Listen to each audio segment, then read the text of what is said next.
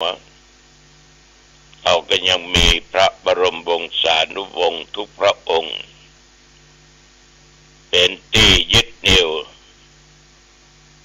ในทางด้านจิตใจของหมู่เฮาไว้ได้ดีโดยดีตลอดมาเอาละต่อไปนี้เอามาไหว้พระสวดมนต์ตั้งอกตั้งใจว่าเนื้อญาติโยมเนื้อเอาไหว้พระรัตนตรัยเป็นเบื้องต้นแล้วก็กล่าวคำนมัสการอะระหังสัมมาสัมพุทโธภควาพระผู้มีพระภาคเจ้าเป็นพระอรหันต์ดับเพลิงกิเลสเพลิงทุกข์สิ้นเชิงตรัสรู้ชอบได้โดยพระองค์เองพุทธังภควันตังอภิวาเทมิข้าพเจ้าอภิวาทพระผู้มีพระภาคเจ้าผู้รู้ผู้ตื่นผู้เบิกบานกราบพระพุทธสวากขาโตภควตาธัมโมพระธรรมเป็นธรรมที่พระผู้มีพระภาคเจ้าตรัสไว้ดีแล้วธัมมังนัมสสามิข้าพเจ้านมัสการพระธรรมกราบพระธรรมสุปฏิปันโนภควโตสาวกสังโฆพระสงฆ์สาวกของพระผู้มีพระภาคเจ้าปฏิบัติดีแล้วสังฆังนัมมามิข้าพเจ้านอบน้อมพระสงฆ์กราบพระสงฆ์นะโมตัสสะภะคะวะโตขอนอบน้อมแด่พระผู้มีพระภาคเจ้าพระองค์นั้นอรหัตโตซึ่งเป็นผู้ไกลจากกิเลสสัมมาสัมพุทธัสสะตรัสรู้ชอบได้โดยพระองค์เองนะโมตัสสะภะคะวะโตขอนอบน้อมแด่พระผู้มีพระภาคเจ้าพระองค์นั้นอรหัตโตซึ่งเป็นผู้ไกลจากกิเลสสัมมาสัมพุทธัสสะตรัสรู้ชอบได้โดยพระองค์เองนะโมตัสสะภะคะวะโตขอนอบน้อมแด่พระผู้มีพระภาคเจ้าพระองค์นั้นอรหัตโตซึ่งเป็นผู้ไกลจากกิเลสสัมมาสัมพุทธัสสะตรัสรู้ชอบได้โดยพระองค์เองพุทธังสรณังคัจฉามิธัมมังสรณังคัจฉามิสังฆังสรณังคัจฉามิตุติยัมปิพุทธังสรณังคัจฉามิตุติยัมปิธัมมังสรณังคัจฉามิตุติยัมปิสังฆังสรณังคัจฉามิตติยัมปิพุทธังสรณังคัจฉามิตติยัมปิธัมมังสรณังคัจฉามิตติยัมปิสังฆังสรณังคัจฉามิยะโตหังภาคินิอริญญาชาติยาชาโตนาภิชานามิสันจิจาปานังชีวิตาบุโรเปตาเตนะสัจเจนะโสติเตโหโตโสติขัพพัสสะโพชังโคสติสังฆาโตธัมมานัง วิจโยตถาวิริยัมปิติปัสสัทธิโพชฌังคาจะตถาปะเรสัมมาทุเปกะโพชฌังคาสัตเตเตสัพพทัสสินามุดินาสัมมาทัคขาตาภาวิตาภาหุลิกตาสังวัตตันติอภิญญายานิพพานายะจักโพธิยาเอเตนะสัจจวัชเชนะโสติเตโหตุสัพพทาเอกัสสมิงสัมมาเยนะโทโมคันลานัญจกัสสปังคิลาเนทุคิเตติสวาโพชังเทสัตตะเทสัญเยเตจะตังอภินันติตวาโรคามุตยิงสุตังคะเนเอเตนะสัจจวัชเชนะโสติเตโหตุสัพพทาเอกทาธรรมราชาปิเกลัญเยนะปิปิริโตจุนดาเทเรนะตัญเยวะพะนาเปตวานะสาทะรังสัมโมทิตวาจะอาภาธาตัมหาบุทาสิธานะโสเอเตนะสัจจวัชเชนะโสติเตโหตุสัพพทาปะยินาเตจะอาภาธาตินันนัมปิมะเหสินังมัคคะหัตถกิเลสาวะปัตตานุปติธัมมะตังเอเตนะสัจจวัชเชนะโสติเตโหตุสัพพทาภวตุสัพพมังคลังรักขันตุสัพพเทวตาสัพพพุทธานุภาเวนะสัทธาโสติภวันตุเตภวตุสัพพมังคลังรักขันตุสัพพเทวตาสัพพธรรมานุภาเวนะสัทธาโสติภวันตุเตภวตุสัพพมังคลังรักขันตุสัพพเทวตาสัพพสังฆานุภาเวนะสัทธาโสติภวัน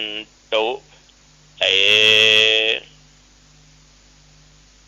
ขอถวายพระพร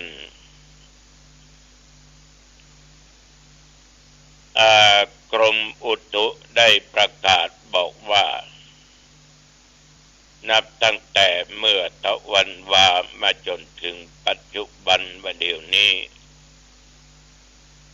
พ่อแม่พี่น้องแถวบ้านหนองตองวัดหนองตองใกล้เคียงหนองตอง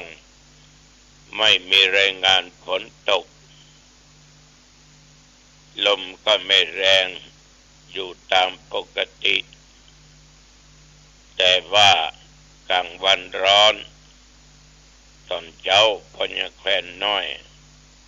อุณหภูมิอยู่ที่21 องศาแต่ควรระมัดระวังพี่น้องเพื่อนพ้องที่ร่วมโลกร่วมชีวิตเดียวกันบางที่ก็เจอพายุฝนพายุลูกเห็บทำให้พืชผลการเกษตรตลอดบ้านจองหอเฮือนหลังคาเป็นหูพงก็มีกันว่าดีกว่าแก้ถ้ามันแย่แก้ไขจะบัดตันปากกระเปาะออกไม่ออกตัวจิ้มแต่ว่ากินเข้าง่ายแล้วตุเจ้าก็ตึงอยู่วัดได้สักบึดสักเมื่อก็ได้ออกจากวัดจากวาไปงานบันกตัญญูกตเบติตาธรรมที่โรงเรียน เทศบาลหนองตองวิทยาเมื่อก่อนก็เข้าสปท.สมาภาพคณะกรรมการพี่น้องประชาชนก็ได้ช่วยกันผลักดันเข้าอยู่ในความดูแลของหน่วยองค์กรเทศบาลก็จึงเป็นโรงเรียนเทศบาลหนองตองวิทยาแต่โรงเรียนแห่งนี้เมื่อ50-60 ปีก่อนนั้นครูบาอาจารย์พระสงฆ์องค์เจ้ามีหลวงปู่ครูบาหลวงจันทร์หลวงปู่ครูบาอุดครูบาจุ่มครูบาแสงครูบาแก้วครูบาอินถาหลวงพ่ออินถาหลวงพ่อแก้วสุเมโธครูบาอาจารย์หลายตนได้พากันไปปฏิบัติธรรมอยู่ณสถานที่ตั้งโรงเรียนปัจจุบันแต่ก่อนเผาก็เผางั้นฝังก็ฝังงั้นเจ้าก็เลยไปล้างปัจจาไปจำศีลภาวนาหยาดน้ำณที่งั้นต่อมาก็สร้างปลูกอาคารสร้างโรงเรียนขึ้นเปิดสอนชั้นประถม1-4ต่อมาก็ถึงป.6 ป.7 แล้วก็มักจะฮ้องก่อนว่าโรงเรียนหนองตองป.ปลายเดี๋ยวนี้เป็นโรงเรียนขยายโอกาสถึงม.3 ก็ยังนักเรียนยังมากเตื้อก็เหลือ130-140 คนก็ออกไม่ออกญาติโยมทางเทศบาลทางหน่วยงานที่เนี้ยยังกำได้เพราะมีเหตุขัดข้องที่ดินนั้นบ่มีชื่อไผเป็นคนโอนให้เป็นชื่อลอยทางกรรมการก็ต้องวิ่งเต้นติดต่อทางกรมธนารักษ์กากรมที่ดินกาประเด็นนี้ก็สว่างใจไปละ5 ไร่กว่านั้นทางกรมที่ดินก็มารังวัดเรียบร้อยแล้วก็จะได้มามอบสักวันหนึ่งฉะนั้นทางเทศบาลหน่วยงานองค์กรทางโรงเรียนก็จะได้จัดของงบประมาณก็จะได้มาสร้างอาคารเรียนขึ้นนะอันนี้ก็ต่อว่าก็ไปเจริญพุทธมนต์ก็มีพี่น้องประชาชนไปร่วมก็พอสมควรนอกนั้นก็ได้มีการมอบทุนการศึกษาคือแก่เด็กนักเรียนจากโรงเรียนวัดพระเจ้าเลื่อมเพราะหลวงปู่ครูบาหลวงจันทร์เป็นอดีตเจ้าอาวาสวัดพระเจ้าเลื่อมเพิ่นตายอายุได้60 ปลายและมอบทุนการศึกษาแก่นักเรียนโรงเรียนเทศบาลหนองตองวิทยาเสร็จมาก็ไปฉันเพลจากฉันเพลเรียบร้อยก็วิ่งมาแวะวัดเอกกำนันก็ออกเดินทางต่อไปที่อาคารสถานที่ประชุมและแสดงสินค้านานาชาติตำบลจังเปือกอำเภอเมืองจังหวัดเชียงใหม่อาตวาไปยัง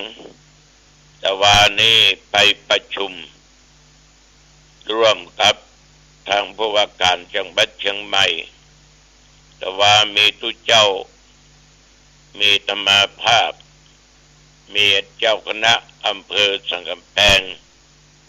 มีเลขาของจังหวัดเชียงใหม่มีพระมาเถระฝ่ายธรรมยุทธ์นอกนั้นก็เป็นทางสำนักพุทธรองผู้ว่าหน่วยงานองค์กรต่างๆได้ร่วมกันพิจารณาวัดอุทยานการศึกษาวัดพัฒนาตัวอย่างวัดพัฒนาที่มีผลงานดีเด่นก็คัดเลือกมาได้วัดอุทยานก็ได้แล้วคือวัดป่าแพ่ง อำเภอเมืองเชียงใหม่วัดพัฒนาตัวอย่างมีวัดไซมูลอำเภอเมืองเชียงใหม่แล้ววัดสันปุเลยอำเภอดอยสะเก็ดวัดพัฒนาดีเด่นคณะกรรมการก็ช่วยกันพิจารณาคัดคือวัดสันติธรรมฝ่ายธรรมยุทธอำเภอเมืองจังหวัดเชียงใหม่ผ่านคณะกรรมการการตัดสินเสร็จไปเรียบร้อยวัดหนองตองนั้นได้เป็นวัดพัฒนาตัวอย่างเมื่อปี 2533 ก็เป็นวัดพัฒนาที่มีผลงานดีเด่นในสมัยนั้นไปฮับโลฮับพัดฮับผ้าไตรที่จังหวัดสงขลาหาดใหญ่เดินทางไปเป็นจก7 วันวัดพัฒนาตัวอย่างก็ไปที่จังหวัดกาญจนบุรีก็ออกไม่ออกทุกสิ่งทุกอย่างอยู่ที่ผลของการทำงานดีเหตุดีก็ได้รับผลดีงานบดีสร้างเหตุบดีก็รับผลตามบดีฉะนั้นแต่ว่าช่วยกันพิจารณาถึงความเป็นจริงแต่ละวัดต่างก็มีดีมีเด่นก็เป็นการพัฒนาวัดวาอารามหลังจากนั้นอาตมาก็ต้องกลับมาที่วัดหนองตองก็เริ่มไปไหนจนค่ำจนมืดก็จนพักผ่อนตอนเจ้าไก่ขันเนี่ยก็มาออกรายการธรรมะปกิณกะคือแก่ญาติแก่โยมที่อยู่ทางบ้านได้ยินได้ฟังกันธรรมาภาพต้องขออนุโมทนาขอบใจต่อยายสงวนขันเงินบ้านประกองสระปีกับลูกกับเต้าที่ช่วยกันสร้างยังสถานที่ศึกษาธรรมปฏิบัติธรรม500กล่องบุญยายสงวนขันเงินนี้พร้อมกับนายกรพัฒน์ตาวิละบ้านประกองสระปียังฮับเน้นบวชและบัดศึก 1,500 กล่องบุญคุณนอกนั้นมีคุณไกรศรีและนภัชกรกับคุณกัชการตาวิละคุณพวงเพชรคุณโกรบเอ็นทิเตชะศรีนางสาวกมลวันนางสาวปิยาภักดิ์นำประเสริฐ 1,500 กล่องบุญแม่รุ่งอรุณอุจเจริญคุณจงกลคุณนริศราและคุณนิชาคุณประภาวีเด็กชายไตรคุณนายปรูชัยพรหมวัฒน์การไปหานายสกุลเป็นอันน้องกลางอุจเจริญอีก 1,500 กล่องบุญยมป่อนรินทร์นางสารภาพรเด็กหญิงปัญชริตาคุณอนุวัฒน์ทิติกุลนางสาวชนทิชาอุจเจริญการหาแม่วิภาอีก 4,500 กล่องบุญต้องขออนุโมทนาต่อผู้ใจบุญทั้งหลายที่เป็นเจ้าภาพบวชเณรไว้สืบต่อพุทธศาสนาการบวชครั้งนี้เณรที่จะบวชศึกมีอยู่ 12-13 ตนด้วยกันนอกนั้นก็จะต้องลาสิกขาออกไปเมื่อหมดกำหนดญาติโยมท่านผู้ฟังทั้งหลายสร้างเป็นเรื่องของบุญของกุศล มีน้อยทำน้อยมีมากทำพอสมควรการทำอะไรอย่างก็ตามทำอย่าเกินกำลังของตัวเองมีกำลังเพียงใดก็ทำหมดอันขออนุโมทนาขอบใจต่อโยมแม่สายทองเย็นใจบ้านอ้อยที่ได้นำจตุปัจจัยมาอีก50,000กองบุญมาสมทบมาเปาะมาหอมสร้างกุฏิมันเสร็จ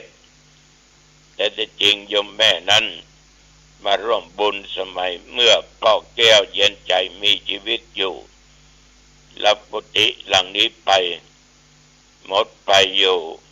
200,000 กว่ากองบุญต้องขออนุโมทนาขอบใจเป็นอย่างมากบัดนี้กุฏิก็สร้างฉาบปูนทำอย่างไปใกล้จะเสร็จ